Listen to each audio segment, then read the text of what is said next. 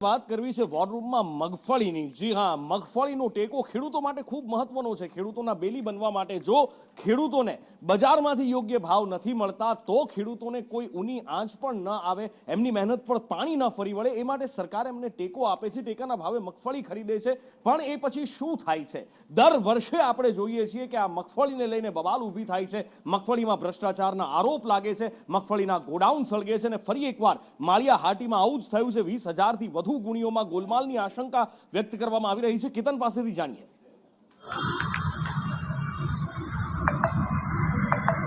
ચોક્કસ ટૂંકોર કે જ્યારે મગફળીની ટેકાના ભાવે ખરીદી થાય છે ત્યારે કંઈક ને કંઈક જે છે તે કૌભાંડ છે તે સામે આવતું હોય છે। આ વર્ષે પણ મગફળીમાં મોટે પાયે કૌભાંડ થયા હોવાના આક્ષેપો કરવામાં આવે છે। ખાસ કરીને માળિયાહાટીના તાલુકા પંચાયતના સદસ્ય છે પરમાર, તેમના દ્વારા અને જે ટ્રક એસોસિએશન જે છે તે જે ટ્રાન્સપોર્ટેશન જે કોન્ટ્રાક્ટ આપ્યો હતો તેના દ્વારા આક્ષેપ કરવામાં આવે છે કે જે વીરડી સેવા સહકારી મંડળી દ્વારા માળિયાહાટીના તાલુકા જે યાર્ડમાં ખરીદી કરવામાં આવી હતી મગફળી કૌભાંડમાં, તેમાં 20,000 કરતાં પણ જે મગફળી ખરીદી કરવામાં આવી હતી તેને જે 20,000 મગફળીમાં જે ગોલમાલની આશંકા વ્યક્ત કરવામાં આવી છે। તમામ જે ગળુ રોડ ઉપર આવેલા હળદર જે પેપર મિલ છે તેમાં રાખવામાં આવી છે। તે પોતે ત્યાં ટ્રક લઈને ગયા હતા, 20,000 જેટલી ગુણીઓમાં જે તે ગોલમાલ છે તે કરી રહ્યા છે। ખાસ કરીને જે ગોડાઉનમાં રાખવામાં આવી છે તે ગોડાઉન ઉપર લઈ ગયા હતા। ખાસ કરીને ત્યાં આગળ જે ગોડાઉન ખોલવાની ના પાડી દેવામાં આવી હતી, જ્યારે તાલુકા પંચાયતના સદસ્ય દ્વારા પણ અનેક વખત રજૂઆતો કરવાની છે, તેમ છતાં પણ જે કૌભાંડના મેનેજર છે અને તમામ લોકો દ્વારા છે તે